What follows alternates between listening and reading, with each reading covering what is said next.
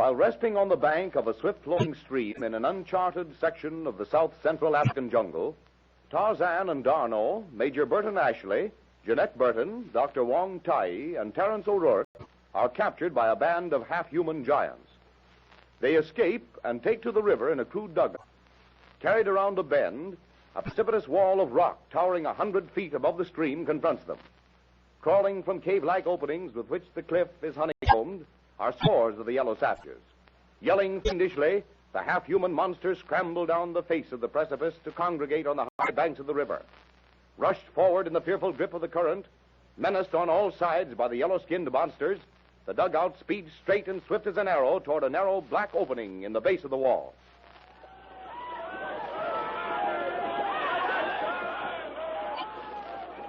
By Jove!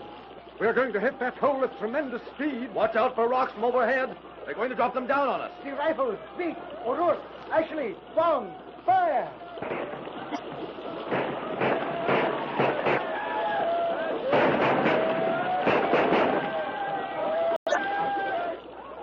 Look out!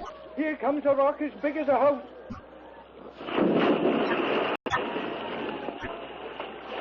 Parbleu, if that had hit us... They're going to rush us. Look out for those spears. Use your rifles, men.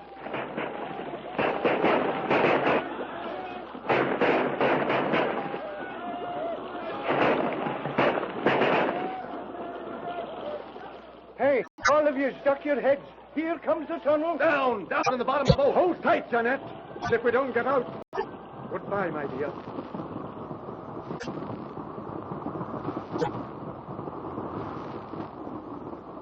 Jeanette's reply is drowned in the roar as the craft shoots into black and utter darkness. The rushing of the waters echoes and reverberates from the rocky walls with a noise like thunder. Onward they speed through the Stygian darkness for what seems an eternity. Crouched in the bottom of the dugout, carried at the will of the flood, fearful that each moment will plunge them over the brink of a cataract or grind them to bits on jutting rocks. Through the bowels of the mountain they rush.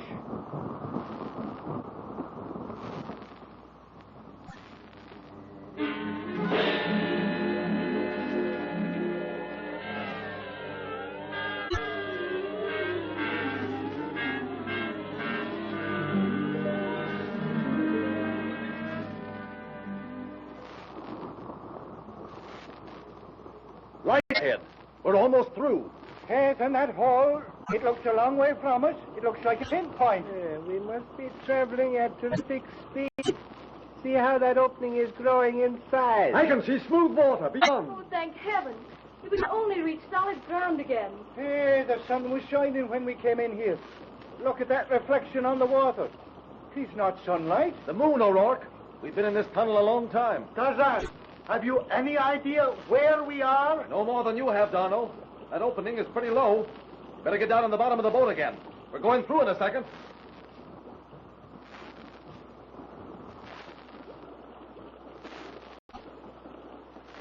Oh, that clear, sweet air. The sky. I was afraid I'd never see it again. But where's the jungle? Nothing but tall cliffs on both sides of us. No place to land. As the boat shoots out of the roaring cavern, its occupants gaze around in wonder. At their backs is the cliff with the narrow opening through which they've just come. Before them, through a narrow gorge, stretches the swift-flowing river. On every side rise tall cliffs, tower-like pinnacles, fluted and ornate columns. Slender pillars bear titanic boulders and great slabs balanced on their summits. Straight from the riverside, the fantastic rock formations rise, many of them sheer for 1,000 feet. Nature's minarets and spires, visible as though viewed through a sheet of silver gauze under the soft, diffused radiance of a tropical moon, round and bright as a new-minted coin. Perfectly wonderful. Oh, after rushing through that awful black hole, expecting to be smashed to bits every minute. Not to speak of the yellow savages, from whom I hope we have definitely escaped. I've been thinking about that. Tarzan, do you think those fellas are following us? I doubt it. They would have been out of that hole by now if they were behind us. Then it should be safe to land now, mon ami? Hey, Lieutenant, why land? I'm in favor of us sticking to this wood skin as long as we can. We can land any time. Oh, on those sheer cliffs, Terry? Well, I haven't seen a spot wide enough to stand on. But if I am not mistaken, the river is gradually widening. And down there, see? Ahead of us. Is not that a narrow strip of beach, eh? I agree with Terry, my friends. Stay with the boat as long as we can. Perhaps we may yet reach the Congo. Sure, and that's my idea exactly. I'm not in favor of taking chances with them yellow heathen again. Just because they're not right behind us is no sign we won't have trouble with them yet. Come to think of it, c'est bien étrange. It is rather strange they have not followed us. I wonder why. They certainly must know of that underground river. Have you any explanation for it, Tarzan? No, Miss Burton, but I'm sure they haven't. It may be that the tunnel is taboo, no? That is possible. Strange place, this. I doubt if any man has ever been in this canyon before, at least by the route we came. And for all we know, the exit may be by tunnel also. It is a weird place right enough, Ashley. Unlike anything I have ever seen in Africa. The map shows a cluster of mountains somewhere in this region. But I never dreamed they were anything like this. No, the two-toed, yellow-skinned savages lived in here, eh? Yeah, true enough, O'Rourke. But those fiendish men, I suppose they are men, trouble me. I have been thinking about them ever since we saw the one Tarzan killed. They bothered me a lot more while they were after us and when they had us than they do now. Care if I never see any of them again. Mm-hmm. My sentiments exactly, Terry. You do not understand what I mean, either of you. Who and what they are is what troubles me. I think I understand, Wong. I agree with you.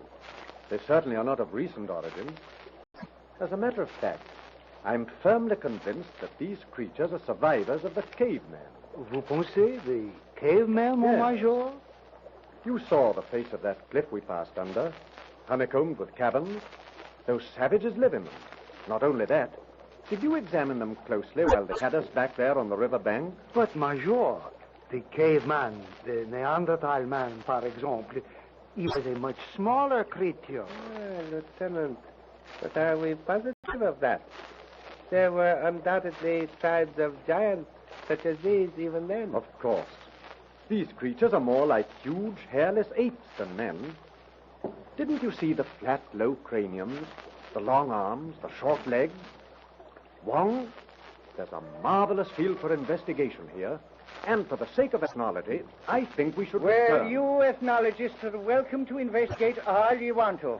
But you'd better wear armor and carry machine guns when you begin your investigating, I think.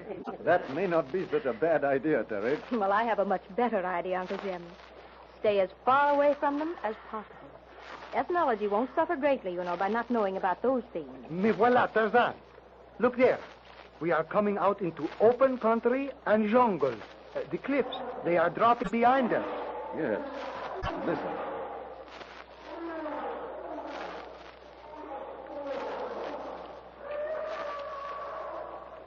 Numa, Sabo, Sheeta. What country filled with unspeakable horror. Death behind each bush. Oh, it's terrible. But were you not warned of those horrors, my dear? I believe the Major and O'Rourke, as well as I, endeavored to convince you that the jungle is not the place for a young white woman. You did. For 3 months. And it was only when I threatened to follow you, if you left me behind in Nairobi, that you agreed to my coming. It would have been better, Miss Burton, had you listened to your friends and remained behind. Uncle Jim is all I have left, Tarzan. I couldn't let him go off into the jungle alone. Listen. Sounds like a waterfall somewhere ahead. Yes. We must land. You noticed how the current has become swifter? And the quicker we get ashore, the better. We can inspect that fall in the morning. Perhaps carry the dugout to the lower water, eh? If we are going to land, Tarzan, we had better do so quickly. It seems to me that we are approaching that falls, or whatever it may be, very fast. Right. Head for that open space on the right bank. Careful of that thing jutting out into the river. If we hit They'll that... have to go round it. Land on the other side. Use your paddle. Dip them deep, men. The current's getting stronger. Paddle, everybody. Once we're in that backwash, we're safe. Paddling does not seem to do much good. We're passing the backwash, Tarzan. She's right. The current's taking us out towards the middle. Hey, Gary, I think we'll make it. Paddle, O'Rourke. Ashley, Darno. We are doing the best we can, mon ami. Ah, the devil.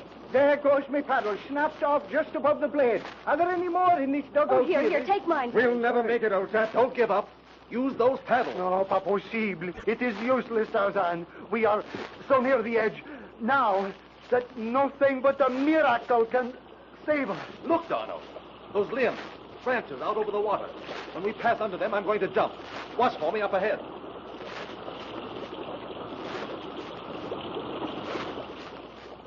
With the speed of an arrow, the long, ungainly dugout races toward the overhanging branches festooned with creepers and vines. As the canoe shoots beneath them, Tarzan leaps high into the air. The steely fingers of one hand unerringly find and grasp the scoop of the thick vine. The next instant, with the speed and agility of Manu the monkey, the ape man is swarming up one strand of the creeper toward the thick foliage above. The dugout speedily leaves Tarzan behind. Nearer and nearer to the cataract, the helpless group is rushed for the awful current. Ever louder becomes the roar of water as tons upon tons of it strike the rocks and boulders far below. In the apparently doomed canoe, 5 hopeful pair of eyes are glued to the ape man as he reaches up to swing himself onto the branch. Suddenly, a cry of horror from the occupants of the dugout. Tarzan, about to grasp the limb, hurtles downward toward the rushing stream, clinging to one end of the broken vine.